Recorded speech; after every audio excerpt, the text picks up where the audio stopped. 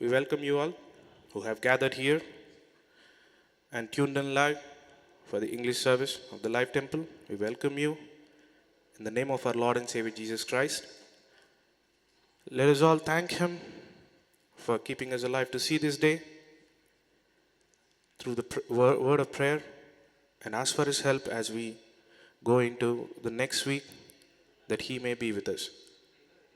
So let us all bow on our heads, close our eyes, and wherever we are, let us pray. Our most precious, heavenly, almighty Father, King of kings, Lord of lords, Master, we come before you as we are. Father, sinful we may be, Father, but with your love and with your grace you have made us worthy. Father, not that we have in this world, not our might, not our strength, not our wealth, but anything. It's because of you that you have given us hope that we'll live today. Father, thank you for giving us this grace. Even though we did not deserve it, you have made us worthy. Father, thank you for your mercies every morning. Father, thank you for being faithful and true to your word that you have promised us. Father, we thank you for bringing us together under your name into your holy presence.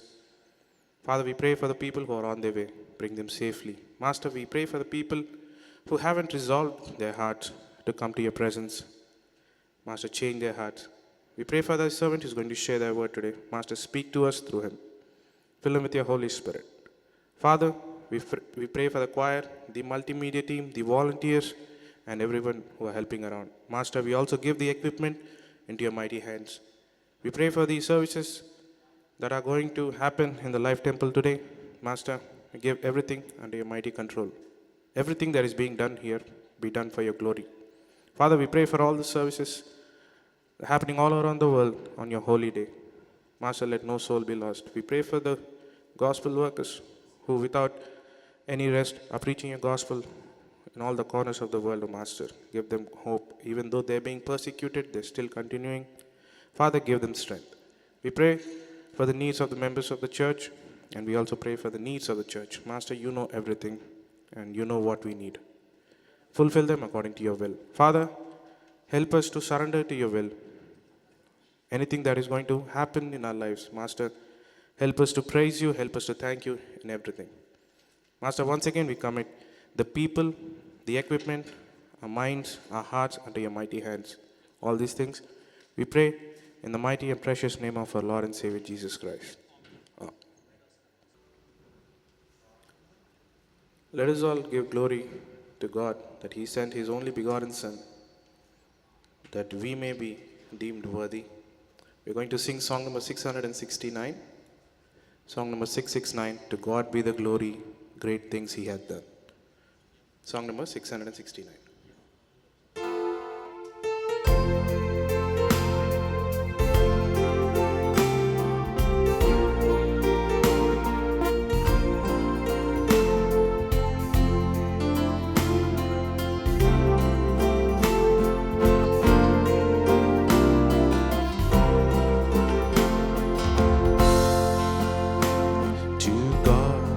The glory, great things He had done. So loved He the world that He gave us His Son, who yielded an atonement for sin, and opened the life gate that all may go in. Praise the Lord, let the earth hear His voice. Praise the Lord, let people rejoice. Oh, come to the Father, to Jesus the Son, and give Him the glory, great things He hath done.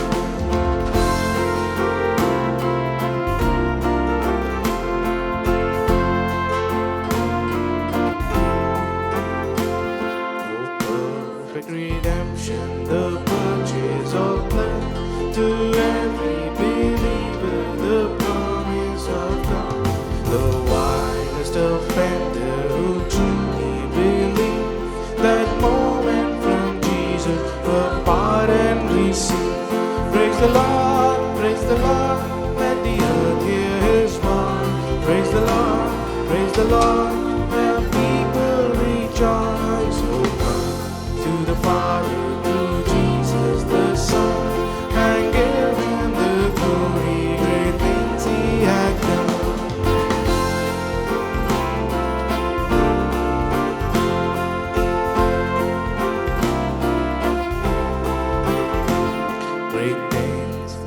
taught us great things he had done, and greater rejoicing through Jesus the Son. But purer and higher and greater will be our wonder, our transport when Jesus we see. Praise the Lord, let the earth hear his voice. Praise the Lord, let people rejoice. Oh, come to the Father through Jesus the Son, and give him the glory, great things he hath done. Oh, come to the Father through Jesus the Son, and give him the glory, great things he hath done.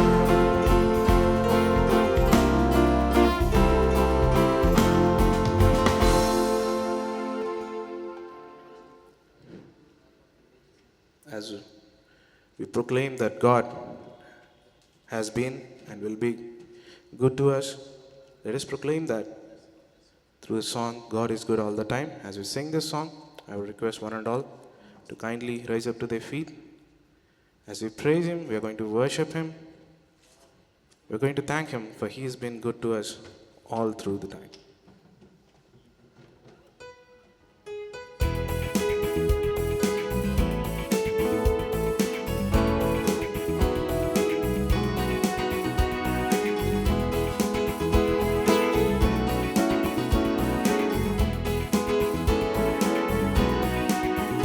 God is good all the time. He put a song of praise in this heart of mine. God is good all the time. Through the darkest night, his light will shine. God is good. God is good all the time.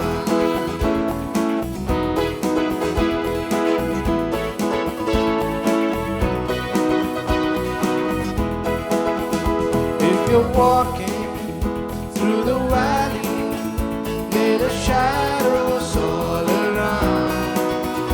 Do not fear, he will guide you, he will keep you safe and sound. Because his promise to never leave you, nor forsake you, and his word is true. God is good all the time.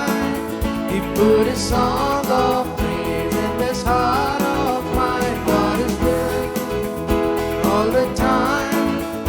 Through the darkest night, his light will shine. God is good.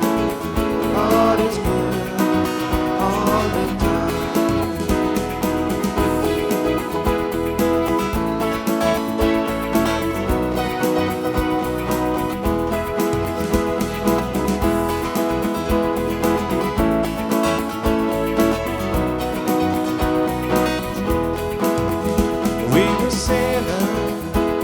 Unworthy, still for us he chose to die. Holy Spirit, now we can stand and testify that his love is everlasting and his mercy, they will never end. God is good all the time. He put a song of heart of mine. God is good all the time. Through the darkest night, his light will shine. God is good. God is good all the time.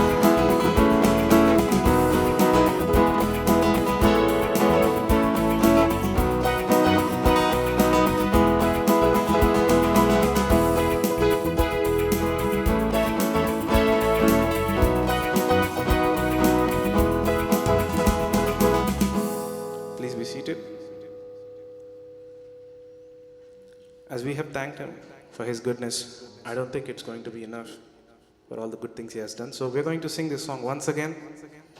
And with all our hearts, we're going to thank him for he has been good to us. We're going to sing the first and the second stanzas.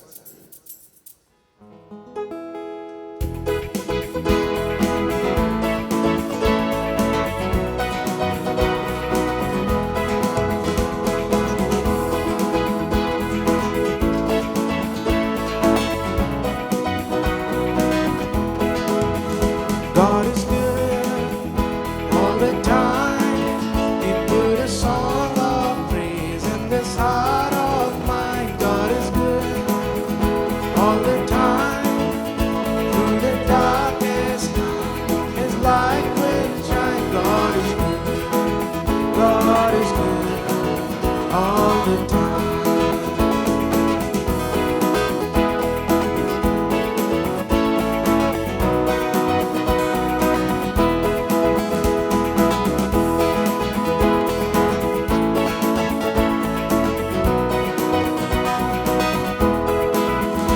If you're walking through the valley, there are shadows all around.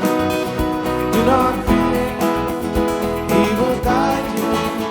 He will keep you safe and sound. Because He promised to never leave you nor forsake you. And His word is true. God is good all the time.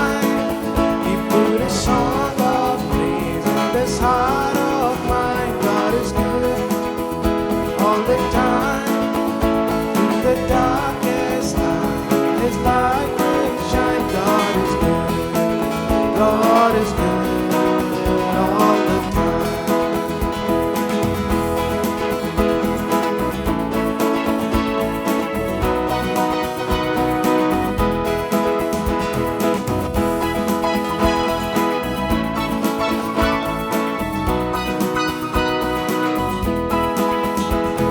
Sinner, so unworthy, still for us He chose to die. Filled us with His Holy Spirit, and we can stand and testify that His love is everlasting, and His mercy they will never end. God is good all the time. Song of praise in this heart of mine. God is good all the time. Through the darkest night, His light will shine. God is good. God is good all the time.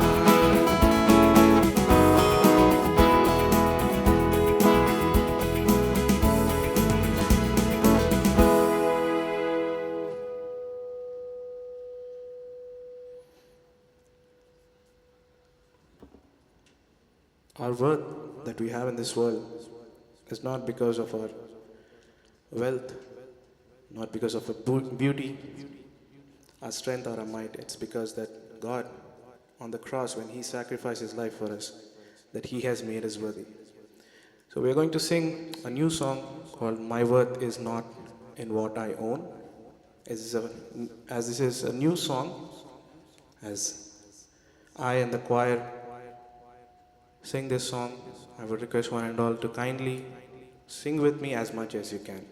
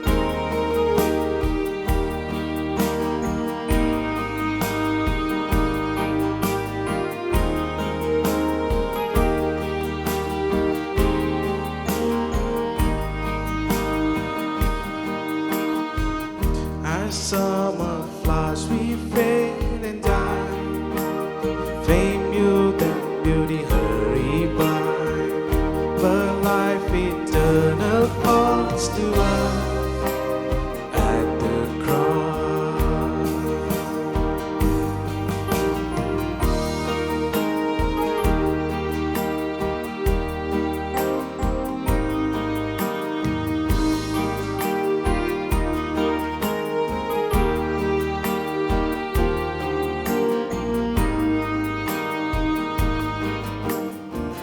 I will not boast in wealth or mine, human's wisdom's fleeting flight, but I will boast in knowing Christ at the cross. I rejoice in my Redeemer, greatest treasure, wellspring of my soul. I will trust in Him, no other. My soul is satisfied in Him alone. I rejoice in my Redeemer, greatest treasure, wellspring of my soul. I will trust in Him, no other. My soul is satisfied in Him alone. In Him alone.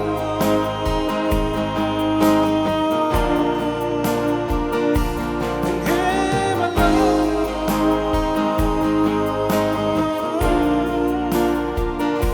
In Him alone.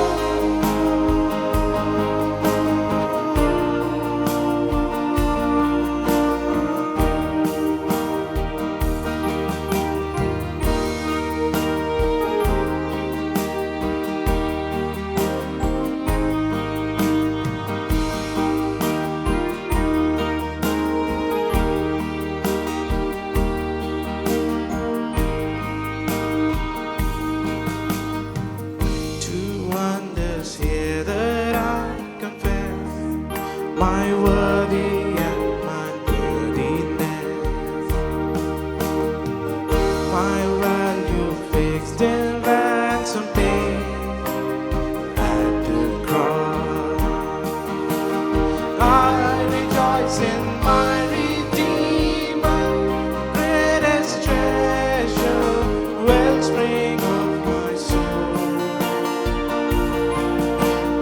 I will trust in Him, no other. My soul is satisfied in Him alone. I rejoice in my Redeemer, greatest treasure, wellspring of my soul. I will trust in Him, no other. My soul is satisfied in Him alone. In Him alone.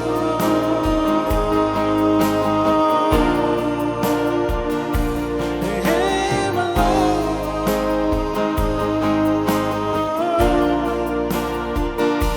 In Him alone.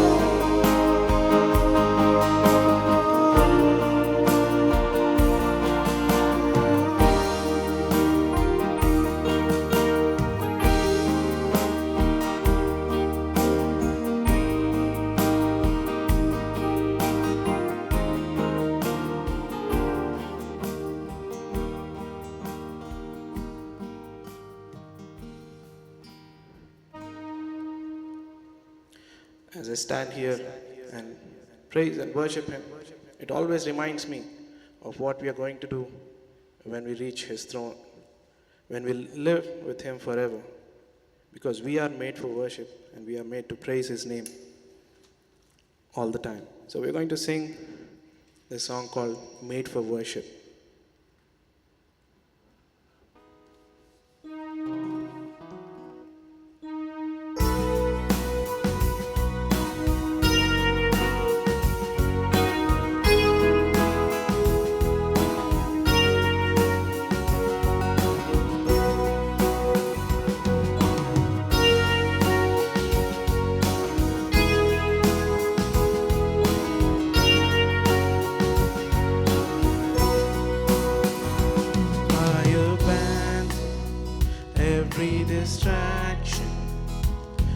My attention is set on you.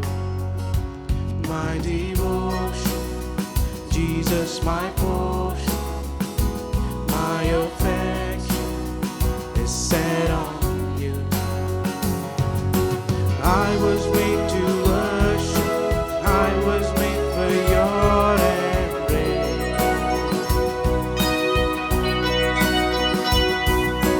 I was made to worship. I was made to bless your name.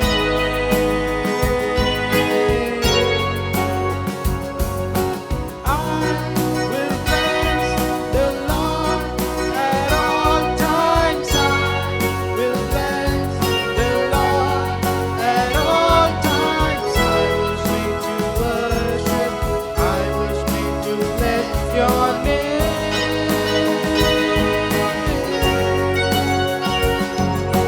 I will shout your praise forever. I will shout your praise forever. I was made to worship. I was made to bless your name.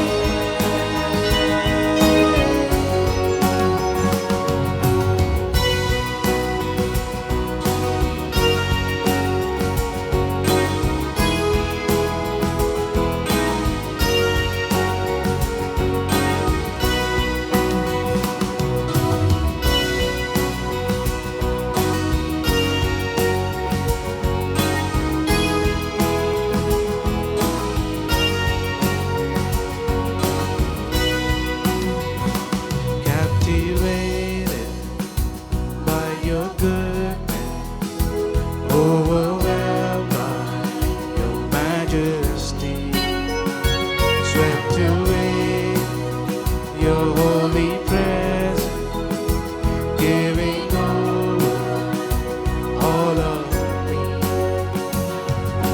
I was made to worship. I was made for your embrace.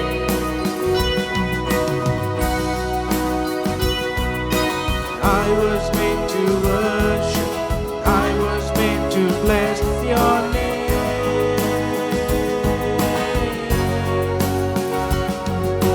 I will bless the Lord at all times. I will bless the Lord at all times. I was made to worship. I was made to bless your name.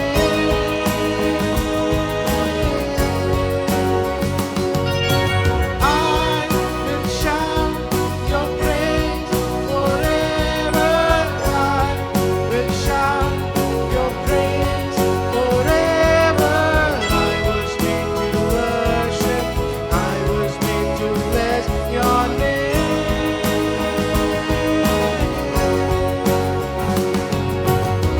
My heart and flesh cry out for you to fill me up.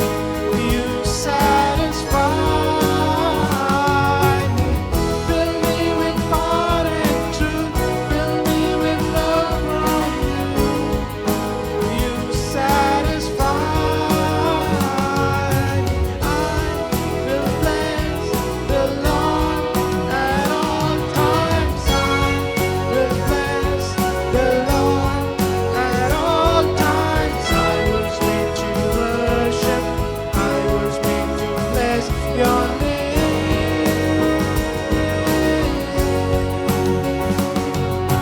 I will shout your praise forever. I will shout your praise forever. I was made to worship. I was made to bless your name.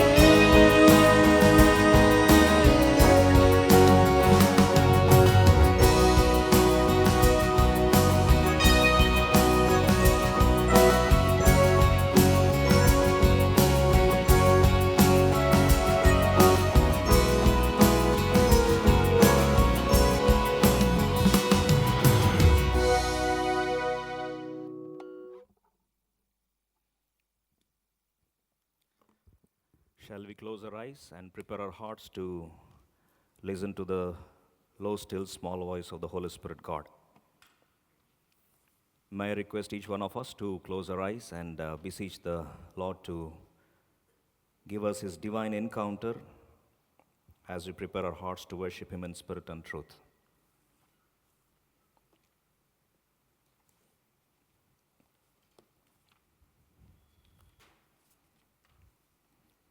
Loving, gracious Heavenly Father, we thank you and worship you, Lord, for giving us blessed privilege to worship Thee through the songs. As we are gathered around Thy table to glean some thoughts in the inspiration of the Spirit of God, to worship Thee in spirit and truth, kindly touch our hearts, touch our mouths, inspire us, and Lord, speak to us in a new way. Let the anointing of the Holy Spirit, God, open the volumes of the pages of Thy scriptures and reveal Thy mysteries to us in a new way. Lord, please don't send us empty from Thy presence. We pray for each one of us who is gathered here and the premises. We bring all of us under the sprinkled blood of everlasting covenant, emptying us once again that the only Holy Spirit God may be the preacher for the day. Emptying us once again afresh, submitting ourselves at the altar of the cross. We pray this in the name of Lord and Savior Jesus Christ. Amen. What a blessed privilege for each one of us to gather in His presence. On the first Sunday of this month, God has been gracious. He extended our lives, protected us from the entire month of January, and He has given us privilege to enter into another Lord's Day and to remember His tender mercies.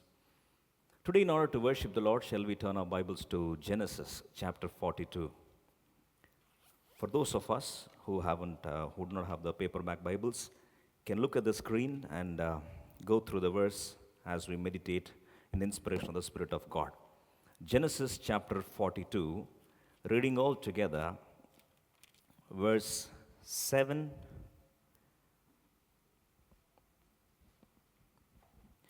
Reading all together, verse 6 and 8. Genesis chapter 42, reading all together, verse 6, as well as verse 8, prayerfully for our morning meditation. All of us together, please. Genesis chapter 42, reading together verse 6. And Joseph was the governor over the land, and he it was that sold to all the people of the land. And Joseph's brethren came and bowed down themselves before him with their faces to the earth. Verse 8, please. Verse 8. And Joseph knew his brethren, but they knew not him. Today for our meditation, we'll just glean that verse from verse 8. Joseph knew his brethren, but they knew not him. Joseph knew his brethren, but they knew not him. Today, in order to worship the Lord, may the Spirit of the Lord profoundly break the scripture for us and inspire us to worship Him in a new way as we look at our heavenly Joseph. By the way, what is the background of the story? We all know Jacob, the father, was blessed with 12 sons, and one out of the 12 was Joseph. And God gave beautiful promises to Joseph in the form of dreams, and those dreams, in order to be accomplished, Lord accomplished those dreams in a very bitter way.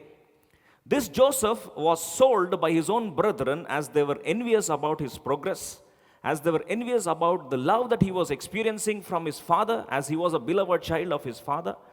And this so-called brethren hated him, envied him, and finally sold him away. As they sold him away to Ishmaelites, these Ishmaelites have sold him to Egyptians. And now, as a slave, he was sold into the place called Egypt. And then he started serving in the house of Potiphar. And after that, as we know the story, he was thrown in the pretext of attempt to rape, and then he was put behind bars in the prison. And from there, after 13 long years of testing, finally at the age of 30, the so-called Joseph becomes the prime minister of Egypt. And the beautiful revelation and the profound fulfillment of the promises wherein he dreamt so many years ago as a young teenager.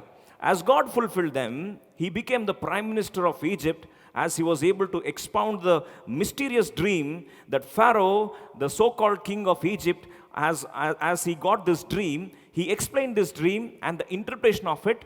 And as the interpretation goes by, there were 7 years of sumptuous crop, and the next 7 years are going to be the famine. This is the story background. And as he explains how to handle the crisis, how to handle the recession, how to handle the profound scarcity of the crop, this man, as he was endowed with a double anointing of the Spirit of God, Pharaoh finally says, who else can handle this job better than Joseph? Now finally, Joseph becomes the prime minister of Egypt. And the story is in such a way that he sits on the throne, he is next to Pharaoh, and in all realms of administration, bureaucracy, he is the number one of Egypt. Although the signature belonged to Pharaoh, he happened to be the executioner of the entire administrative system. Now, at this point of time, in the place called the previous country, that is Canaan, there is extreme scarcity and famine, and thereby their brethren comes to Egypt in order to get their food and their ration. And as they come and stand before this man, he is supposed to deliver the ration. He is supposed to take care of this so-called people. Now the story is in such a way that this man is seated on the throne. He is able to recognize his brethren. But the irony of the story is, the brethren could not recognize Joseph. Now, as we know this story, the beauty is, Joseph knows who they are. But their own brethren, his own brethren, do not know who Joseph is. We will try to correlate and identify ourselves with the so-called brethren. And the other side of the story is Joseph. We will try to correlate with the Lord Jesus Christ. The beauty of this mysterious classic scenario is Jesus Christ seated on the throne. He knows each one of us. But the tragedy of the story is we don't know him. Whatever may be the case, whatever may be the background, Jesus knows each one of us. And let me tell you, 7 important, profound knowledge, the sevenfold knowledge of our heavenly Joseph, that is Lord Jesus Christ, in regard to you and I, how beautifully God knows every detail about us, and how minutely He is concerned about us, and how much of knowledge He has for each one of us, and how that can translate us to worship Him in spirit and truth. Shall we glean some thoughts today morning? Because these so-called brethren, they came to Joseph, and what were they doing in verse 6? We'll read all together. And Joseph was the governor over the land. He was that sold to all the people of the land. And Joseph's brethren came and bowed down themselves before him with their faces to the earth. In other words, they were worshiping God. They were worshiping his brother Joseph, without knowing who he was. This is the ignorance of majority of all of us. You know, the problem is we worship God not knowing who He is. We worship God most often in ignorance. The profundity is, although we worship God out of ignorance, God knows who we are and He acknowledges our worship. How does He know each one of us? Now, quickly, let me show you 7 important, sevenfold, beautiful knowledge that God has for each one of us, and how He treats us, and how He knows each one of us. Shall we turn our Bibles to the first truth, Psalm 139, reading verses 15 and 16. Shall we all turn our Bibles to Psalm 139? Quickly, we will read few thoughts as how God knows each one of us. Psalm 139, verse 15 and 16, prayerfully. Psalm 139, verse 15 and 16. Now, Psalmist David says this: my substance was not hid from thee when I was made in secret. See, the beauty is we were formed in secrecy. Although we call our date of birth from the day we came out of the mother's womb, how we were formed, the psalmist says, I was formed in secret. Have you ever contemplated how you were born? Not in the mother's womb. Before you have taken birth in the mother's womb, the beauty is you were taken birth in the heart of the Lord. That's why 1 Peter chapter 1 verse 2, when did God knew you and I?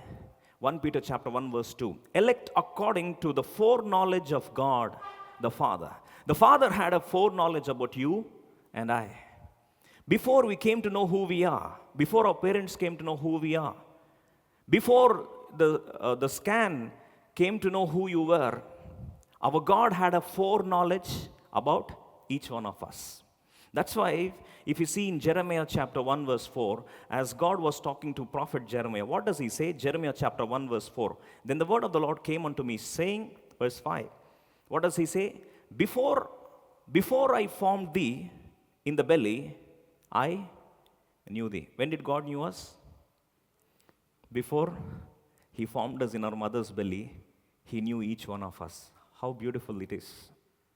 That's why, if a program has to come into fruition or into existence, the program is first born in the mind of the programmer.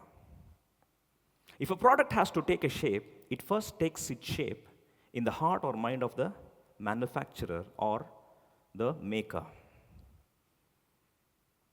Before you were taken form in your mother's womb, we first took form in the heart of our Savior, our Maker.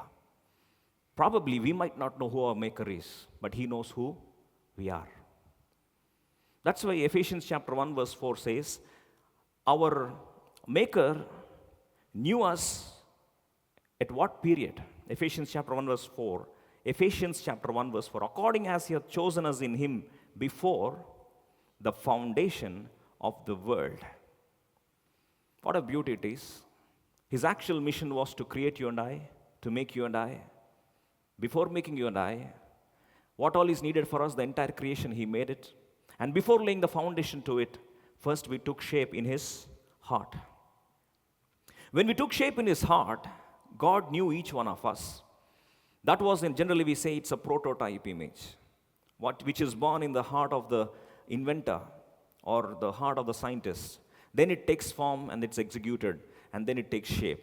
So also, God knew each one of us. Before we were born in mother's womb, we were born in God's heart. What a beautiful mystery it is. Our God knew each one of us. As we took the shape in His heart, that was one. Before the foundation of the world was laid, God knew us when we were not yet formed in our mother's womb. Secondly, Psalm 139 verse 15 to 16. We'll come to the second thought, second knowledge of God. Before He formed this world, He knew each one of us. The prototype image in God's heart. We took birth there, and from there, in the heart of the Lord, from the heart of the Lord, God deposited us into the womb of our mother. Now coming back to this point, Psalm 139 verse 15 and 16. My substance was not hid from thee when I was made in secret and curiously wrought in the lowest parts of the earth. Verse 16. Thine eyes did see my substance, yet being unperfect, and in thy book all my members were written, which in continuance were fashioned when none of them, when my each organ was being formed, when I was taking shape in my mother's womb. Lord, you knew me. You knew me when I was taking shape in my mother's womb, because you were making me, giving me a shape, you were fashioning me. That's where we know that God knows us before we knew who He was. Before we knew who we were, before we saw our mother's eyes, before we saw those nurse eye, or before we saw others, it was God who first saw us. What a beautiful mystery it is that God knew us before the foundation of the world was laid. He had thought about us. He later formed us in a mother's womb, and that's why before the TIFA scan could spot you, it was God's eyes which saw you. Before the pressure was forming you, it was God's hands which were fashioning you. That's how He knew each one of us in detail. Now thirdly, Psalm 139 verse 16, sevenfold knowledge, the third knowledge that God had for you and I.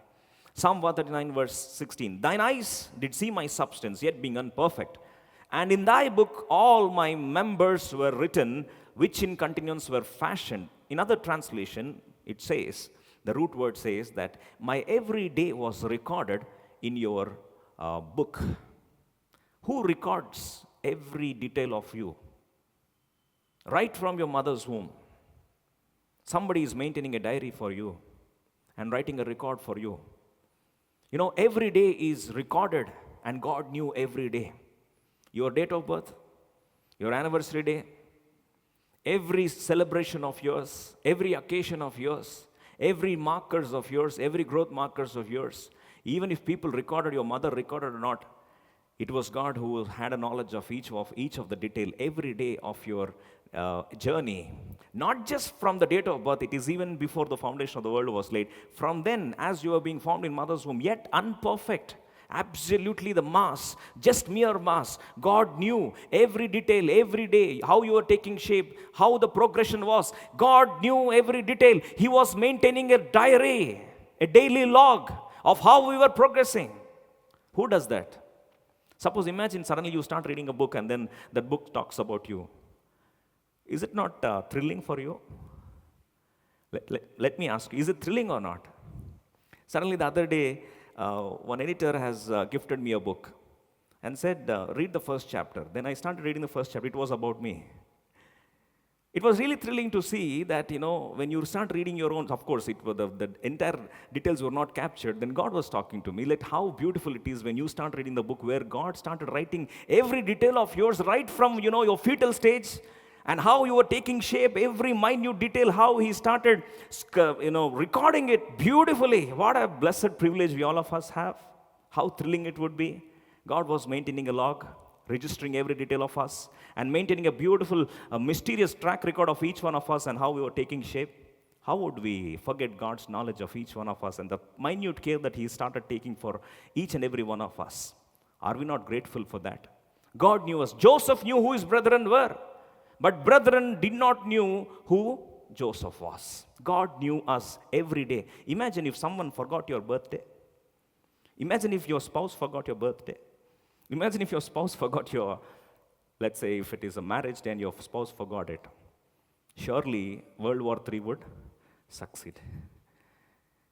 But God never forgot every detail of yours. The other day there was a very serious war in one family. The problem is, father forgot the birthday of the daughter. And daughter went to such an extent, she cancelled all her celebrations because father forgot. She went and asked, Dad, what is the importance of this day? He said, I don't know. I forgot. She got so pissed off. She said, no celebration. My dad forgot my birthday. Therefore, I hate my father. And I don't want to celebrate the birthday. All the celebration was cancelled. You know why? Because father forgot the day of birth. But our heavenly Father, our heavenly Joseph, never forgot any day of us. He remembers every day. Fourthly, now Isaiah chapter 43 verse 1. Fourthly, we'll see the fourth thought. Isaiah chapter 43 verse 1. Now you see how intricately God remembers you and I. Isaiah chapter 43 verse 1. But now thus saith the Lord that created thee, O Jacob, and He that formed thee, O Israel, fear not, for I have redeemed thee. I have called thee by thy name. In other words, fourthly, He knows us personally by our name. Before you started remembering your name, of course, when other people call you repeatedly, then you remember that is your name. Children remember their name like that. They keep on calling, this is your name, this is your name. Tell your name, tell your name. Before we were made to remember our name, our God called us by our name. Then the next question comes, what mysterious wonder is it that God remembering my name? Let me explain you this way. How much of population could be there in the world? According to February 2021 population statistics, probably, if I'm not wrong, 780 crores. Just only 780 crores. Out of 780 crores, imagine God knows you in person by your name. You might not know Him. You might have come just like that, not knowing who He is, but He knows you personally. That's the beauty of the Lord that we are worshiping. He knows you that's why Moses was shocked. What is the guarantee that God will make him a leader and he's stepping onto the biggest, disastrous, cruel enemy, Pharaoh's territory? Then that's when Lord confirms him and says, Exodus chapter 33, verse 17, a beautiful confirmation that Moses, as he was lost in the wilderness, not knowing what to do, nobody recognized him, nobody knew who he was. But then God confirms the knowledge that he had for Moses, and that inspires Moses to be a legendary leader. What is that? 17. And Lord said unto Moses, I will do this thing also that thou hast spoken, for thou hast found grace in my sight, and I know thee by name. You know, how did he call him? Moses. Moses, he was shocked. Who is he that is calling me? Again, God says, I am that I am, the self-existent God. It is me who is calling you. I am calling you by your name. Jacob and Jacob. Peter and Peter. Moses. God knows each one of us by our name. What a beautiful thought it is that we worship a God who knows us personally. Fifthly, let us turn our Bibles to Psalm 139 verse 2. Fifth knowledge that God had for each one of us. Psalm 139 verse 2, quickly. Thou knowest, my psalmist David says, thou knowest my downsitting and my uprising. Thou understandest my thoughts afar off. Fifthly, he knows every thought that has taken birth in my hearts. He knows how a thought is born. He knows right now what you're thinking. Sitting in the premises of the Lord, you might be thinking that who can read my thoughts? It is God who already knows your thought. As you are sitting here, God knew for what intention you were sitting here. As you are about to rise, He knows what intention you are rising up. He knows with what intentions you have come. He knows your heart in and through. Absolutely. That's why the psalmist says, I cannot run away from you, Lord. You even know my thoughts. You meditate. As I meditate and as I read inside, you know every thought that I think about. That's why when you know that God thinks about us, sometimes, it is so fascinating. There's a beautiful story, as we all know, that happened in John's Gospel, chapter 1, verse 47, as we see that Jesus Christ, there was this one disciple by name Philip, and Philip calls Nathanael. And Nathanael, as he comes to the Lord, immediately God calls that person by name, who, Nathanael? And then he's shocked. This Nathanael is shocked. And what does he say? In John's Gospel, chapter 1, verse 48. Verse 48. Shall we all read together, please? Verse 48. What he said? Jesus saw Nathanael coming to him and said, Nathanael said unto him, Whence knowest thou me? How do you know me? Nathanael is shocked because when he comes to Jesus Christ says, Nathanael. Now he's shocked. Nathanael says, Lord, how do you know me? Then Jesus answered and said unto him, Before that Philip called thee, you see the specifics that God is talking about. Before Philip called you, point number 2, before the person who called you knew you, I knew you when you were under the tree of figs. In other words, under the fig tree, I saw thee. He was shocked because he was waiting at the fig tree, and then comes Philip, and Philip calls Nathanael to come to Lord Jesus Christ. Whoever may be the person who invited you, before that person invited you, God knew you, and He knew you by your name. And not just that, He just doesn't even, not just knowing the name, He knows us, every thought that we have. And sometimes, you go to university and then ask for a bona fide. The bona fide standard answers is satisfactory, always satisfactory. Every person goes, it is satisfactory, sometimes good. But what character certificate, conduct certificate this so-called heavenly brother Jesus gives? In John's Gospel, chapter 1, verse 47, quickly please. John's Gospel, chapter 1, verse 47, quickly. Now, what character certificate does He give? And Jesus saw Nathanael coming to Him and said unto him, Behold, an Israelite indeed, in whom there is no guile. His heart is absolutely guile-free. The entire heart thorough scan was done, and then God says that his heart doesn't have any guile at all. And this man is shocked. How could he read me? He knows my name. He knows my thoughts. He knows what I am. Yes, our God knows our thoughts as well. Sixthly, now we're turning our Bibles to Luke's Gospel, chapter 12, verse 7. Yes, the so-called brothers of Joseph were so much terrified because everything that was happening was contrary to what they expected. And it is a threat for their life. Because they don't know Joseph, they understood and mistook him to be an enemy or to be a cruel tyrant who would kill them because they felt that he misunderstood them to be spies. Now they're trying to justify and say, no, we are true men. We are not here to harm anyone. As they were trying to justify themselves, the beauty of the story is, he was so terrified, so tensed, and in fact, the panic bells were ringing through. And that point of time, in Luke's Gospel, chapter 12, verse 7, a beautiful thought, when disciples were afraid similarly, in similar fashion, Jesus Christ comforts each one of them and says, not be afraid of anything, because it is me who allowed everything in your life. And Luke's Gospel, chapter 12, verse 7 says, but even the very hairs of your head are all numbered. Fear not, therefore, you are of more value than many sparrows. As disciples were afraid, God was telling them, comforting them, and say, you know what? Not just knowing you, cast all your care upon me, for I knoweth you, I careth for you.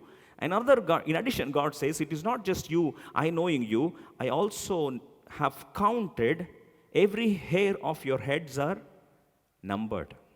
Now, just now we saw what is the population? 780 crores.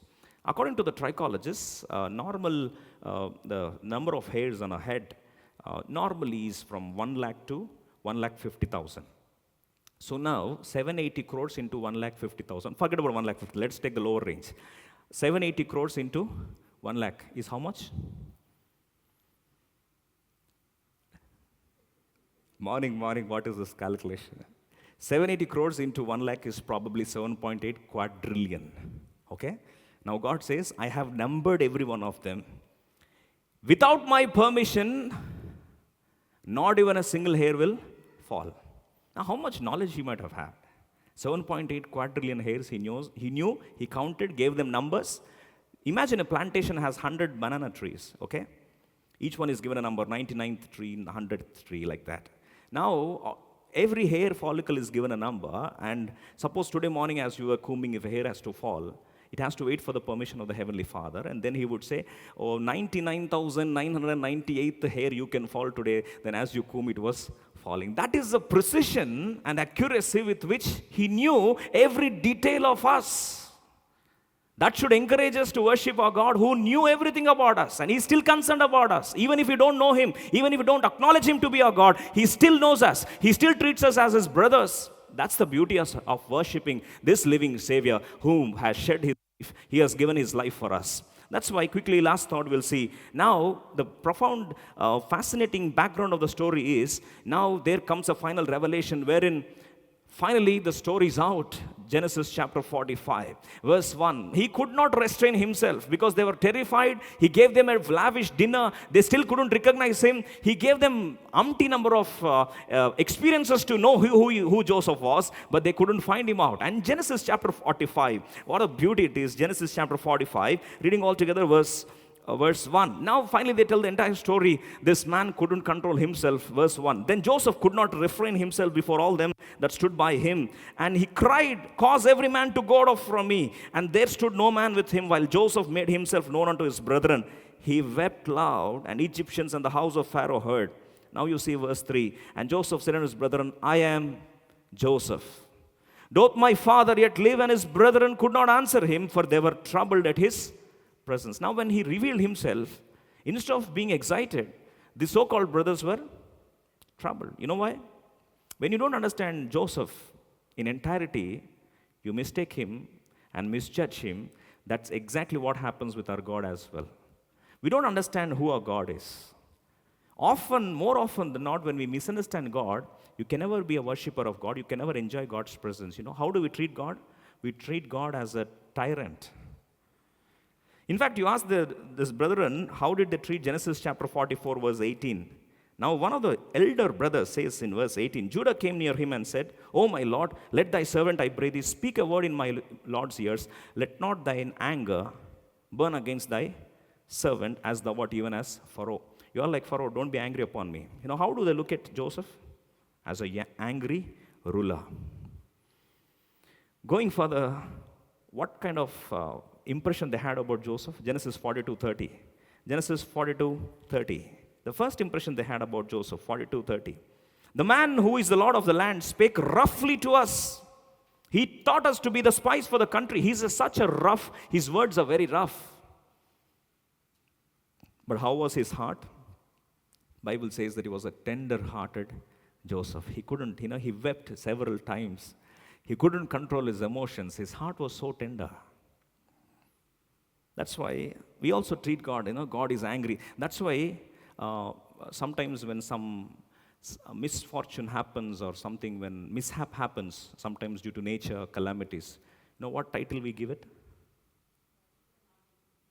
Acts of God. We give a very beautiful title saying that it is act of God. Disaster, anything mishap, we call it as acts of God. Whatever maybe, we understand because we don't have any other title, we call it as acts of God. Anything which cannot be explained, it's act of God. Now they too said, you are angry. How? You are so serious. He's a cruel man. But who was he, by the way? Now they were not able to go to, they were not dare enough to go to Joseph. You know why? See, I really been inspired by this line, Genesis chapter 45, verse 4. Now this king, who is Joseph, who is almost like king or prime minister of the country, the brethren are standing on the other side and they don't want to come near him. But you know what is Joseph's statement? This exactly is what is the interaction between God and us. He wants us to come to him, but we don't want to go near him because we treat him as an angry God. But the Bible says his anger is for a moment, but his mercies are for everlasting to everlasting. We don't understand that facet of a God. We treat him as a tyrant, we treat him as a God who punishes, we treat him as, yes, we have absolutely only a one-sided knowledge of God, therefore we don't understand God in entirety, and therefore we run away from God. You know what exactly was the statements of Joseph? Verse 4. And Joseph said unto his brethren, come near to me, I pray you. Is that the lines that should come from this prime minister? It should be the other way around. Brothers should say, please come near to us, but it is the opposite. God says, come near to me. Come unto me, all ye that labor and are heavy laden. I will give you rest. We don't want to come to the Lord. Although he knows 7-4 knowledge about you, still are you hesitant to come to him?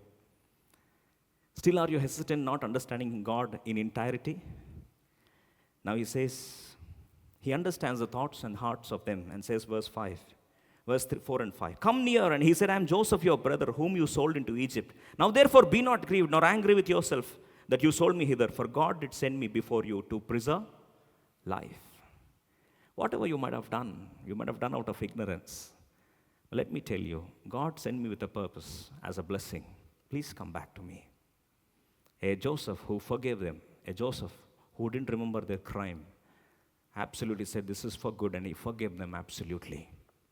Dear brother and sister, you know our heavenly Joseph, our heavenly brother, Jesus Christ. Our sins, when it was put on him, he accepted it. He became a replacement for you and I.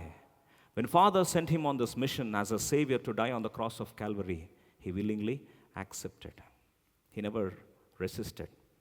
Went to the cross, shed his precious blood, died, buried, and rose again. Till then, Jesus was addressed as a master. Till then, Jesus was addressed as a father. But after resurrection, you know what was the address he gave?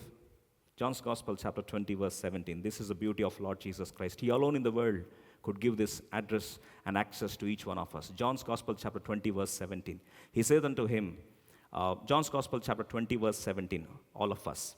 He's 20, verse 17, all of us. Jesus said unto her, touch me not, for I am not yet ascended to my Father. Go to my, what is that? Brethren, and say unto them, I ascended to my Father and your Father, and to my God and your, call me brother. What a beautiful access we have to call him brother. Who is more close? Is father close or brother close? Father, we are little reverential fear we have. If it is brother, we pat him on the back. We put a hand on him, right? He became a brother for us. Can't we worship the Lord? That's why Psalm 95, verse 6 and 7. These brothers bowed down, not knowing who Joseph was. After knowing who Joseph was, they were running away. But the truth is, Joseph is asking them to come back to him. 95, verse 6 and 7, and we'll worship the Lord. Oh, come, let us worship and bow down. Let us kneel before the Lord our Maker. For he is our God, and we are the people of his pasture and the sheep of his hand. Today, if you will hear his voice, he wants to feed us. As Joseph fed the people who were about to die of hunger and famine, today our Heavenly Father, Heavenly Brother Joseph, is still ready to feed us, take care of us, as he knows every detail of us. As he's so concerned about us, shall we understand and acknowledge the God who knew each one of us? Do we also respond back in the fashion of the psalmist David as he says, come, let's bow down and worship our Maker. Shall we all stand up, please? Shall we all stand up? As we sing the song, and let's worship the Lord, our Maker, who made you and I, who knew each one of us, and who is so concerned about us, who minutely and personally and intricately he knew you and I by your name. And as he called you, as he saved you, as he died for you and I, Shall we remember our heavenly brother, Lord Jesus Christ? And may we worship God in spirit and truth through this song.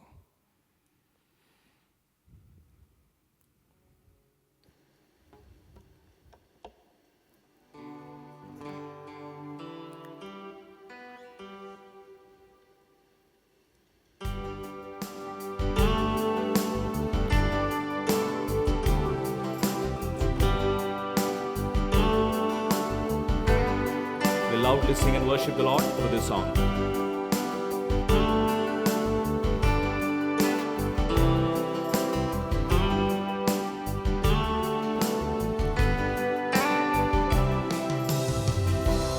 I'm no longer a slave to fear. I am a child of God. I'm no longer a slave to fear. I am a child of God. From my mother's womb, you have chosen me. Your love has called my name. I've been born again into your family. Your blood flows through my veins. I'm no longer a slave to fear. That I am a child of God. I'm no longer a slave to fear. I am a child of God.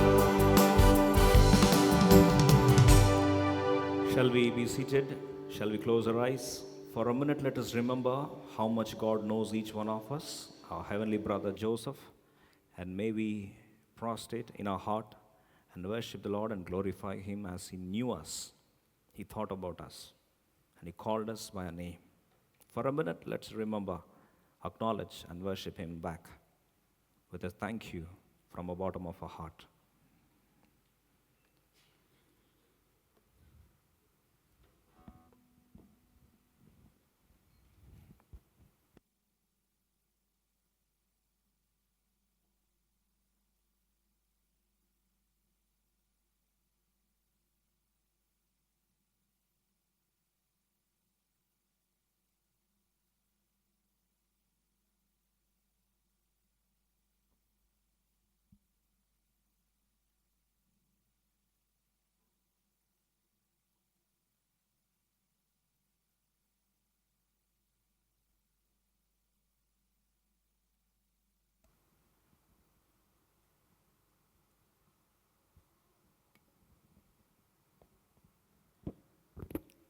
Loving gracious Heavenly Father, I too, along with thy blood-bought children, offer this worship, Lord, as thou hast spoken to each one of us. Joseph's brethren could not recognize Joseph, but Joseph remembered, recognized every one of them. Yes, Lord, as our Heavenly Father, you remember us, you acknowledged us, every minute, intricate details about us before the foundation of the world was laid. Before we were born in our mother's womb, we were born in thine heart. And you never forgotten us. You recorded every day of us, remembered us, called us by a name. Every minute detail of us, you have been bothered about us. What a great God we serve, who treats us as brothers and sisters, who calls us equally on the paradigm of a relationship between brother and a sister. Lord, what a great privilege it is for each one of us. As our hearts are filled with gratitude, we offer this worship in the exalted name of Lord and Savior Jesus Christ. Amen. Kindly please be seated.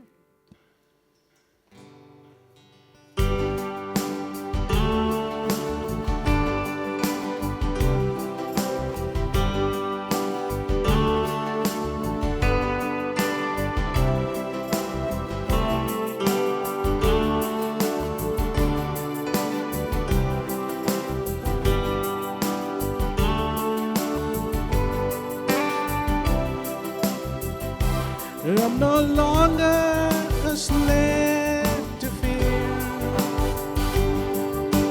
I am a child of God. I'm no longer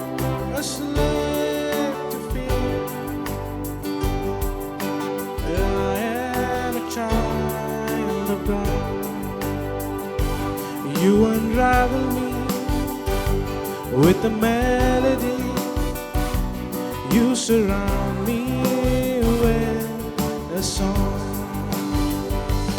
of deliverance from my enemy,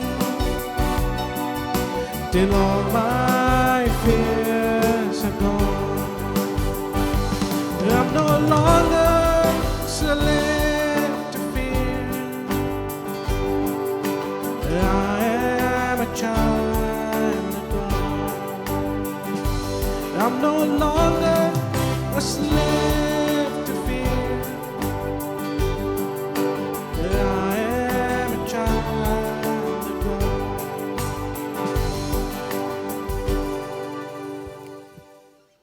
What a great privilege for all of us to worship God and how much He knows us and how much He is concerned about us.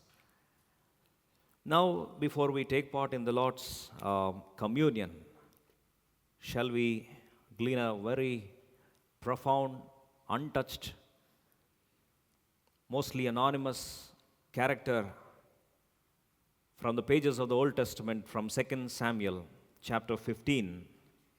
Let's read verses 18 to 23.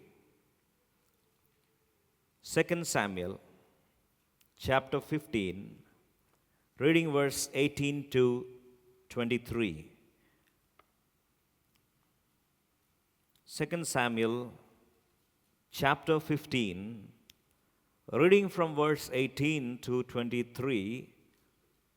We'll read through these verses. In order to save time, shall we straight away go to 2 Samuel chapter 15, verse 19 and 20 and 21. 19, 20, 21. 3 verses, please. We'll read through.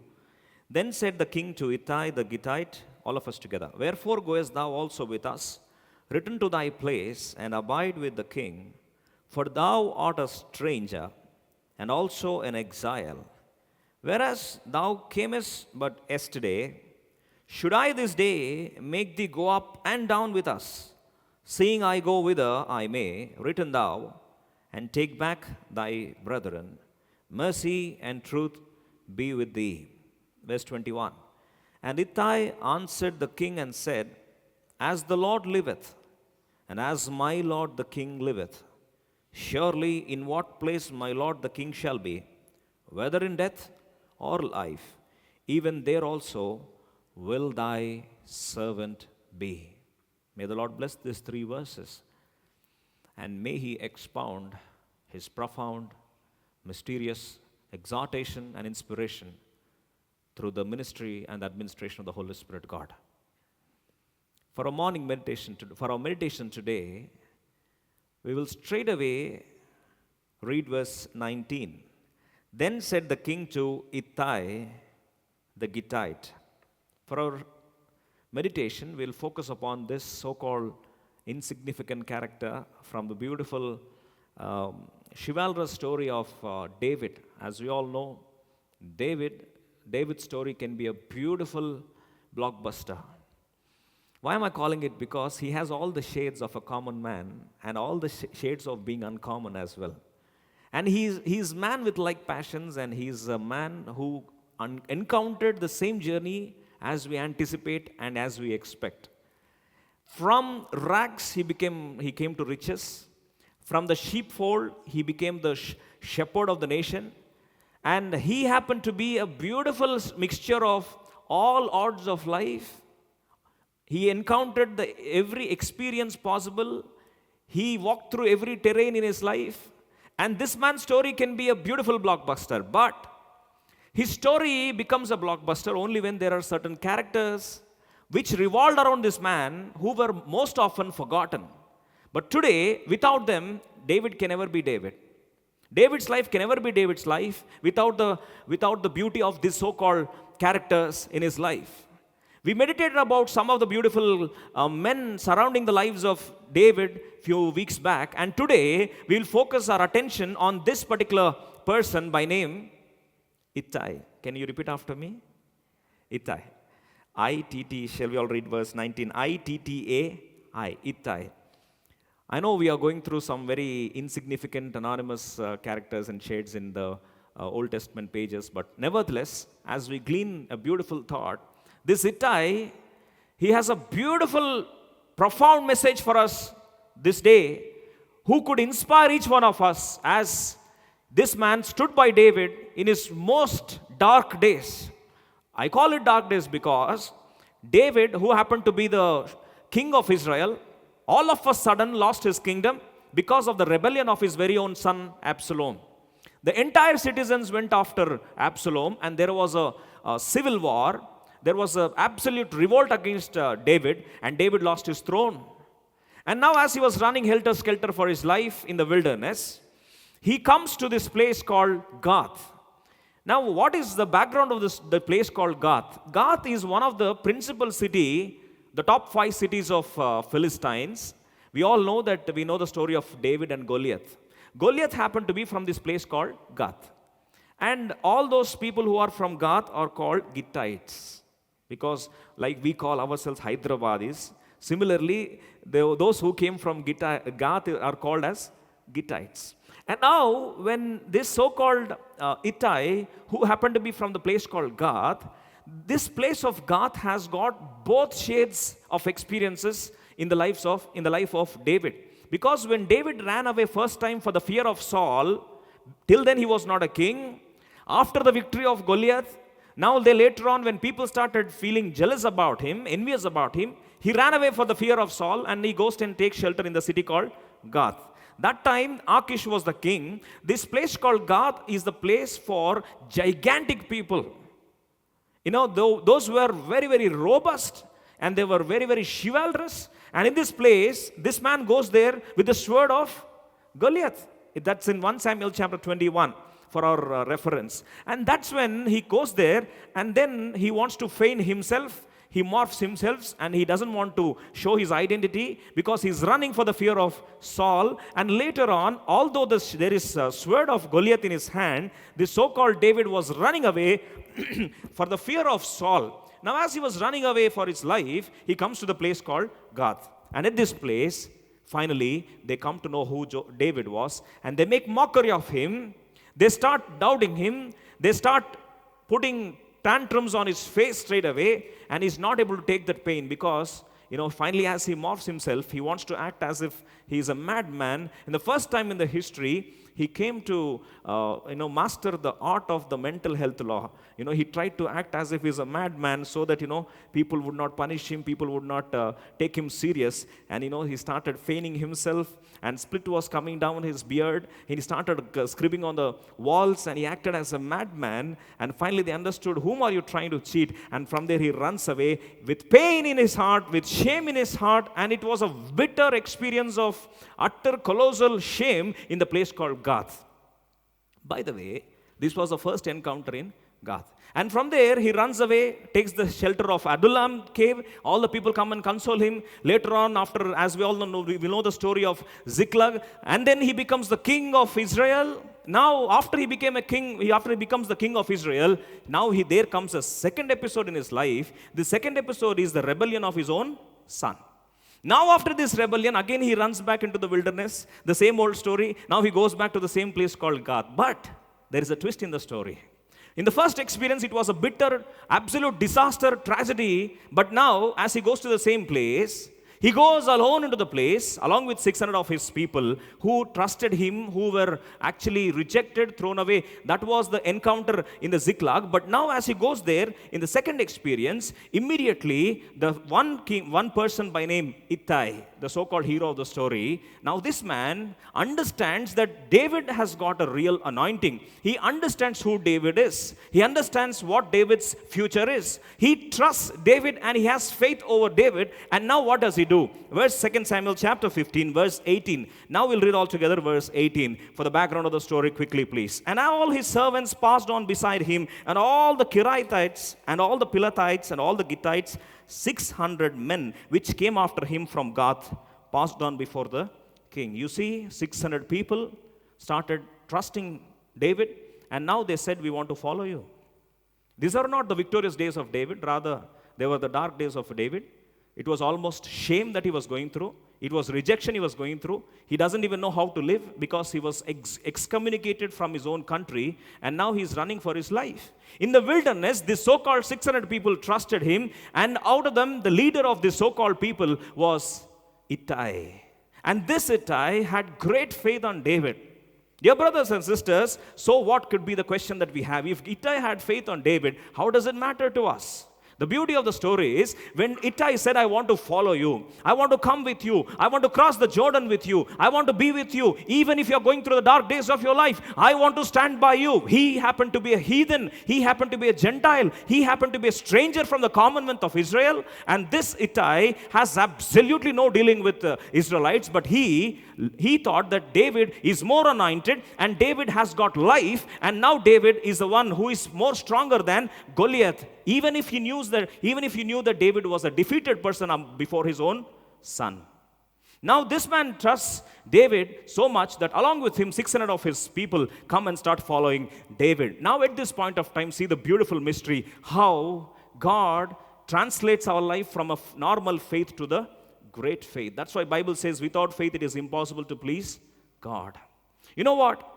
When you want to serve God, when you want to follow God, there are three different options that you have. You can follow as a discipline. Discipline is that I have to do this. I have to get up at so-and-so time. I have to do this. I have to go to office at so-and-so. That's called discipline. Secondly, it could be out of duty.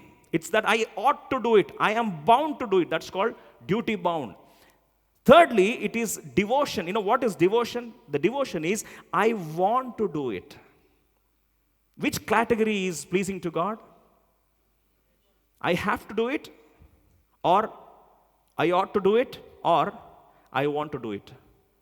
Which is heart touching to the Lord? Any guesses? I want to do it. That's why our heavenly David today morning asked this question. Are you doing things out of discipline? Are you doing things out of duty? God doesn't accept this too. The third thing that God sees is, are you doing out of devotion? That is, I want to do it. That's why, whether in serving, or whether in giving to the Lord, or whether in following the Lord, God always sees one's benchmark. You know what is the benchmark? Colossians chapter 3 verse 22. Whatever you do it to the Lord, Bible says, when you're serving the Lord, do it heartily. That means do it happily, not grudgingly. You know, when you're serving the Lord, do it happily. When you do it happily, there won't be, you won't feel it as a duty. You won't feel it like an obligation. You serve the Lord out of passion. That's why Colossians 3:22 says, not as men pleasers, but in singleness of heart, fearing God. In verse 23 says, do it heartily, because God, whatever you do it heartily, God is the one who rewards it openly if you serve the Lord happily. Secondly, what God sees is, that's why whenever we give Colossians chapter, 2 Corinthians chapter 9, reading verse 6 and 7, whenever we give to the Lord, how do we give it? Out of obligation? Is it out of discipline? Is it because your father told to do? Is it because your mother told to do? Or is it that you're bound to do as a religion? Don't do that. God hates religious giving, because you know what? God never came here to start a religion. Jesus Christ never came to start a religion. Bible says Jesus Christ have come into this world. He says, I am the way. He never said, I am the religion, or I am the founder of religion. He never said that. People who followed this way were called Christians by others, but Jesus Christ never called them so. He came, he said, I am the way. And in this way, it is never out of obligation, never out of religious discipline. It is out of a free will that we serve God, we honor God, and we glorify God. In fact, when we give to God, how do we give it? Yes, we offer ourselves to God, we offer our time to God, we offer our tithes to God, we offer ourselves as a living sacrifice to God. But how do we do that? Why God doesn't accept our sacrifice? 2 Corinthians chapter 9, verse 6 and 7, quickly please. But this I say, he which soweth sparingly shall reap also sparingly, and he which soweth bountifully shall reap also bountifully. Verse 7, all of us together.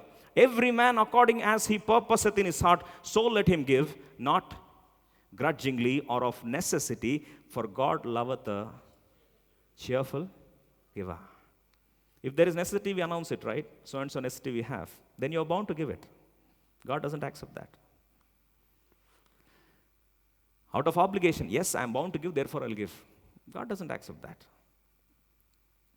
Last thing that God accepts is God loveth a cheerful giver. Lastly, whether it is Serving Him, do it heartily. Whether it is giving, give it cheerfully. Lastly, if it is following Him, God gives a free choice. Majority of the people, as they understood Jesus Christ to become a king, thousands followed Him. In fact, thousands started thronging wherever He went. But when the way of the Lord Jesus Christ was expounded, people understood it is very tough. Following Jesus Christ is very tough. Because He said, if any man wants to follow me, let him deny himself. As this profound qualification was enforced by Jesus Christ, slowly people started walking away from His life. Many of them packed their bags. They started leaving the Lord Jesus Christ. At that point of time, I want to close with this, as there is profound thought. We'll continue as the Holy Spirit God leads us. Everybody wanted to leave. What is the very tragic farewell words of the Lord Jesus Christ? Turning our Bibles to John's Gospel, chapter 6, verse 67 and 68. Prayerfully, we'll read it and we'll take part in the Lord's table. Although we haven't completed this, we just began the topic. We'll go through detail. John's Gospel, chapter 6, verse 67 and 68. Then said Jesus unto the 12, will ye also go away? There were His 12 disciples. The other 70 left already. Thousands slowly started leaving. And lastly, the Lord Jesus Christ was asking them, do you also want to go away? I'm giving you a choice. You want to go away? Verse 68, all of us. 68, all of us. Then Simon Peter answered Him, Lord, to whom shall we go? Thou hast the words of eternal life. How can we go, or where can we go? Thou hast the words of eternal life. When you want to follow God, again God gives you a free will. You happily follow Him, not as a compulsion, not as a religious force, not as if it's a duty or a discipline, but do it out of devotion. And when you do that, the biggest test that God wants to test you, He takes you through different hindrances. You know what was a hindrance coming from the very David himself? If this question comes to you, can you stand by? Now Ittai says, I want to follow you. I leave my nation and I want to follow you. When Ittai says this, what is the serious test of David? 2 Samuel chapter 15, verse 20. All of us together. 5 serious hindrances, or rather tests, God takes you through in order to test whether your faith is genuine or not. Let's examine ourselves before we take part in the Lord's table. If our faith is genuine, it will surely stand the test of these 5. These 5-fold tests and challenges and hurdles, this great faith will easily wade through. If your faith is wobbling, if your faith is absolutely immature, or if your faith is not genuine, we will definitely be crumbling under these 5-fold hindrances or the tests that God allows in our life. Who allows this? God Himself. Now we will read 2 Samuel chapter 15, verse 20, verse 20, please. Now, when Ittai said, I want to come with you, what is the answer given by, what is the question given by David? Verse 20. Verse 19 and 20. Then said the king to Ittai the Gittite, wherefore goest thou also with us? Return to your place. Abide with the king. Now you see the hindrance number 1. You are a stranger and also an exile. Whereas thou camest but yesterday, should I this day make thee go up and down with us? Seeing I go whither I may return thou, and take back thy brethren, mercy and truth be with thee. In other words, he says this so-called lines in verse 20. You came just yesterday, should I this day make thee go with me? What's the meaning of that question? You just came yesterday, and you expect yourself to follow me? And you expect me to accept you to follow me? If someone tells the same thing to you, are we willing to follow that person? If today Lord Jesus Christ says the same thing, what is the meaning of that? You just came yesterday, today do you expect me to accept you to follow me? The deeper meaning of that serious lines are, just came yesterday means it could be 2 meanings. One could be, it was just an emotional decision which has taken a decision shape just now or yesterday. And in this impulsive decision, should I still accept this as a decision? Yes, we too take so many decisions in emotional conviction, isn't it? Emotionally, we say, Lord, I want to do this for you. Lord, I will do this for you. Lord, I will love you like this. We keep telling so many things, when emotions are stirred up, we take a decision. Do you still think that emotions will stand? Bible says it very clearly. Emotions are always short-lived. Now when God tests whether it is coming through great faith, God tests you, and once again God confronts you straight away on your face. Is it an emotional decision that I should trust you? It just came yesterday, and should I still bank upon this decision? It might have come yesterday, and today it might have been stable, but tomorrow it might evaporate. It might change over the days. What is the guarantee that your decision can stand the test of time? Yes, sometimes we may take an emotional decision. Sometimes when something good happens and God does good, immediately we say, Lord, I want to do this for you. I will follow you, Lord. Do you think that will stand? Bible says it very clearly. David wanted to test Ittai before giving him the beautiful reins of being the chief of his army, one of the 3 chiefs of his army. He tested him and said, you just came yesterday. Should I still bank upon your emotionality? You take a decision today and tomorrow you change it overnight, and still can I trust you? If the same question is posed by God today morning, supposing if the same question God asks us today, do we still have an answer? Say, yes, Lord, still I will follow you. Can we say that? I'm sure emotions, yes, they are short-lived. But anything that comes from faith, great faith, it never shakes.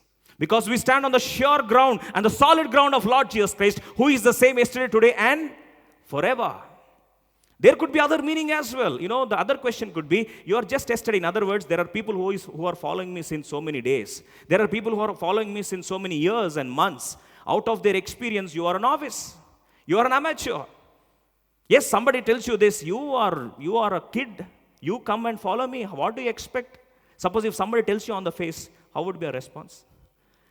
Suppose somebody tells you don't have any experience, you don't have an iota of experience, how dare you come and talk to me? How dare you come and experience or express the mysterious revelations of God? If someone tells you on the face, what would be a response? And if this question comes from the very Lord Jesus Christ himself, whom we wanted to follow, he says, you are just in our language, you say you are just a kid, you are just an amateur, you are a novice, how dare you expect to follow me? If someone straight away squarely confronts us with this question, I'm sure all of us would say, you put me down because I don't have an experience? If that is the case, let me not follow you. The biggest problem in the job is people will ask you what experience do you have? And every fresher will say this problem. Everyone is asking the same question, what can I tell them? I have a problem because I don't have an experience, but they tell me, what is your experience? You get an experience and come. Everyone says the same question, where can I get an experience? The same problem came to this Ittai. He says, you came yesterday. David is saying to Ittai, Ittai, you came yesterday and you expect to accept your candidature? I would not accept you. Glory be to God. Nothing could stop Ittai. Nothing could stop Ittai. The hindrance of emotionality, the test of emotionality, the test of impulsive decision. Yes, he stood. It was not an impulsive decision. It was a decision out of great faith. Yes, God tests you, my dear brother and sister, whether you stand the test of time, test of experience. He's not bothered with experience, but he just wants to test you whether will you stand or not. If God is testing us today, if this is the question that God has today, can we still stand on the sure ground of the Lord? Yes, we will stand. When do we stand? We'll stand only when we know one truth, There are so many excuses. We will be meditating it as the Lord leads in the coming in the next week. But before we go to the next, before we proceed further with the same context, what motivated him to stay back? Whatever may be the thing, the same David gave him a clue. What was the clue?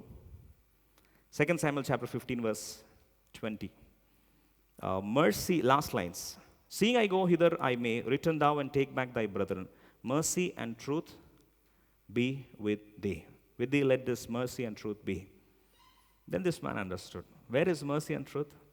Not with the king of Gath, not with Goliath, not with Achish, not with the so-called people, not with Absalom too. Mercy and truth are with David. Then what does he say in verse 21? And Ittai answered and said, as the Lord liveth, and as my Lord the king liveth, surely in what place my Lord the king shall be, whether in death or life, even there also will thy servant be. This man said, mercy and truth be with you, or wherever you're going. This man says, that mercy and truth I found it in you. Therefore, whether death or life, I want to follow you. If this could be our stance today morning. As Peter says, Lord, where can we go? In your presence there is eternal life. Where can we go, Lord? When God brought you to the place of eternal life, don't leave away that David, our heavenly David, Lord Jesus Christ. You know what is the presence of Lord Jesus Christ? Jesus Christ, when he came into this world, he said, I've come to give life and to give it abundantly. In the presence of God, there is abundance of life. In the presence of God, he is the Prince of Peace. Therefore, he says, my peace I give unto you. In the presence of God, there is peace. Psalm 16:8, it says, in the presence of God, there is fullness of joy, abundance of life, abundance of peace, abundance of joy. As we go further, he says, I am the bread of life. He that cometh to me shall never thirst. It's a satisfaction. He's a source of satisfaction. He's an answer to all your questions. When you know that this heavenly David with whom you stand, this God never leaves you, even for eternity. Let the death may come if you know the truth. As he said, I will never leave thee nor forsake thee. If you know the truth, you too can stand like Ittai and say, yes, I will follow God, whatever may be the condition. Even if he on the face tests me on grounds of emotionality, or even if he tests me on the grounds of inexperience, I don't care, because in you there is mercy and truth. Yes, the grace and the judgment both met on the cross, and God took your stance and he stood for you. If you know the truth, nothing can separate us from the love of Christ, whether it is life or whether it is death. As Romans chapter 8 very clearly says, nothing shall separate us from the love of Christ. As we know this, can we also stand up along with Ittai, as that's what exactly happened with one of the bishop by his name Polycarp. He was a bishop of church at Smyrna. You know, the Roman emperor was so perplexed, he wanted to destroy the Christians of those times. Now what he did, he called forth for Polycarp as he was praying. The disciples, the soldiers came, wanted to kill him. And he said, requested them to just give some time so that he would pray. As he was happily praying, soldiers were so touched, said, you can pray for one more hour. As he prayed his final prayer, jolly well he was coming, and they said, looking at your face, we don't want to kill you, you're an old man. And how could we kill you? But Roman emperor says he wants you to be killed, or he wants you to deny your faith. You know what was the test? They brought him to the altar of fire, and as they were tying his hands, if I remember the story correct, you know, as they tied his hands and legs with a very, very serious cords, and as they were about to set him on fire, the last question they asked him was, we give you a last option. If you deny and leave your Savior, just blaspheme him for a while, we would leave you for the rest of your life. You know what he said? The so-called Savior, the age of mine is 86 years old. When he never left me for 86 years old, how could I leave him at this point of time? As he says that verse, they said, think once again, we are giving another chance. He said, how many other chances you give me? I'm never going to leave my Savior who died for me, who has given me eternal life, who has given me this hope that if I die now, I'm going to rest in his arms. And I'm going to see him. Whether I am alive or absent from the body, I'm going to meet him. As he said these words, they immediately lit the fire. And history says that he was blazingly shining in the fire. And fire took so many hours to be quenched. And people witnessed a mighty anointing in him, and many were touched with his testimony. He became a martyr for God. The question today is, what is separating you from the love of Christ? Shall we close our eyes and take part in the Lord's table before we examine ourselves? And may the Holy Spirit God once again correct us, whatever may be the situations, whatever may be the emotional hindrances that are bothering us. Would you still stand by the decision that I've taken to follow him? The decision to go through, even if on the face he stops you, even if he tests you, whatever may be the hindrances, whatever may be the tests that you go through, would you still stand by? If God is talking to you, may we examine ourselves in the light of the Word of God and take part in the Lord's table in a worthy manner. Shall we close our eyes and shall we pray?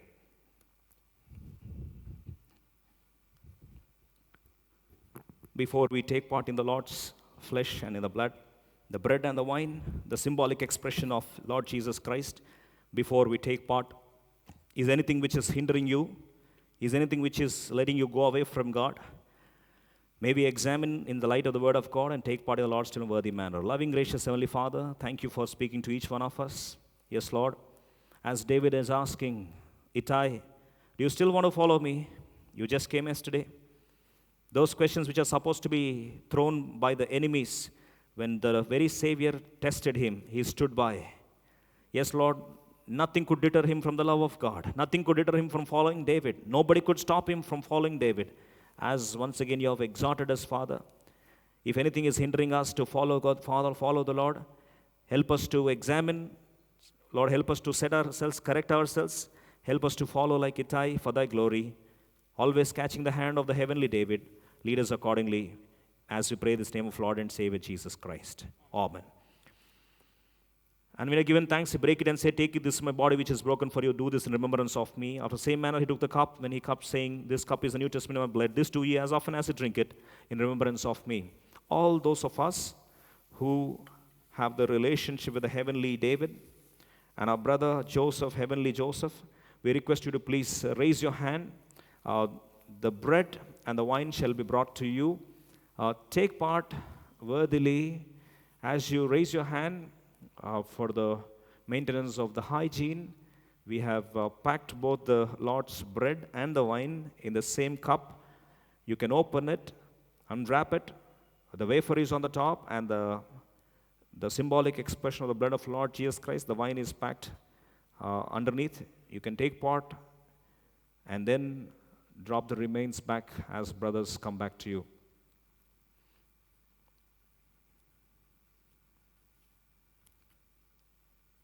This is for those who accept the salvation of the Lord Jesus Christ, who willingly love to follow him, and who want to examine themselves in the light of the Word of God. We welcome you to take part in the Lord's communion. Whosoever it is, we welcome you to take part in the Lord's communion, as we once again invite you to take part in the Lord's communion prayerfully. Hope that everyone receive the bread and the cup. Shall we pray? Loving, gracious Heavenly Father, thank you, Lord, for giving this blessed privilege to dine around thy table. Thank you, Lord, for thy sacrifice on the cross of Calvary, thy body broken for us. You took our place and you sacrificed thyself as a Savior. Thy blood has cleansed us from all our iniquities. Thank you, Lord, for this blessed communion. Like Father, we thank you for all the dear ones who are gathered here. We pray for every member of the Life Temple. We also thank you, Lord, for Dr. Srinivas, sir. Thank you, Lord, for thou hast touched him, and thank you for answering the prayers of the church. As Lord, we prayed for that sir, for his recovery. You have answered our prayer, and thank you for the healing virtues which thou hast given. Lord, with once again, thank you, Lord, for thy blessed presence. We also likewise pray for all those who are suffering right now through illnesses. We also pray for all those who are going through turbulences, who are going through wobbling in their faith. We pray, Lord, that thou may establish them. Once again, Lord, keep them stable under the mighty wings of the Almighty. Father, we pray that thy blessings may surround each one of us, especially those who have examined themselves and decided to follow heavenly David. We pray that the blessings of David may follow them rest of their life. Lord, we pray for the remaining crumbs which remind us of those who are yet to join. In thine own time, thou may whistle and bring them. Also, Lord, thank you for helping us thus far. We pray for the needs of every member who is gathered here. Lord, thou in thy riches of thy grace, answer every need of them and meet their desires. And Lord, we pray that there may be an encounter with the living Savior, especially the abundance of life may flow through. Submitting all of us unto thy grace, we pray this in the name of Lord and Savior Jesus Christ. Amen. Kindly please be seated. We have very important announcements. Kindly please listen to the announcements.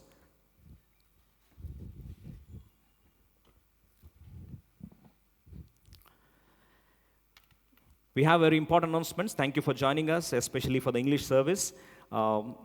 We have a few set of important announcements, especially from the next week onwards. The membership is beginning, and the criterion for the membership is being regular to the services, especially on the first preference, on the first round. All those who have been regular for the last 2 months, that is, we began the gathering in the month of December. The December and January, those of us who have been regular, you will receive a message this week, as we have taken the regular attendance at the registration desk. So based on that, a message would reach you. Kindly please save that. And next Sunday as you come, there is a membership desk. Kindly please give yourself, especially Our team will take a photograph there, and immediately it will be enrolled. The temporary membership will be issued. In another 3 or 4 weeks, a permanent ID card with RFID chip will be given to you so that it will do the rest of the process of automation. And kindly please announce this to all those who missed it today. And we also, every Sunday, we have English service at 7:30, Telugu service at 9 o'clock, and 11 o'clock service to the Telugu. 2 services are Telugu services. And kindly please note our contact details, 900099565. And for any other announcements, we would announce it shortly. Every Sunday, we have the services in the same place. Kindly pray and participate and be a blessing unto many.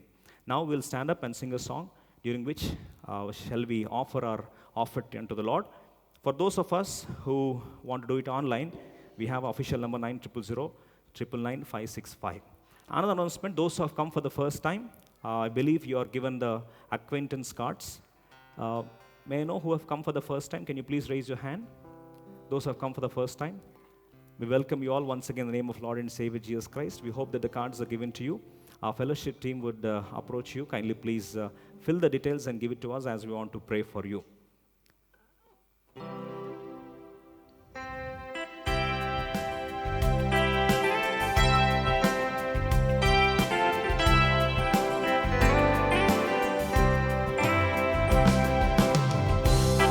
Decided to follow Jesus. I have decided to follow Jesus. I have decided to follow Jesus. No turning back, no turning back, no turning back, no turning back.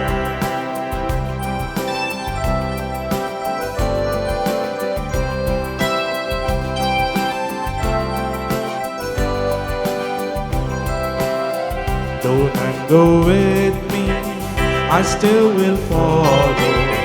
Though time go with me, I still will follow. Though none go with me, I still will follow. No turning back, no turning back, no turning back, no turning back. I have decided.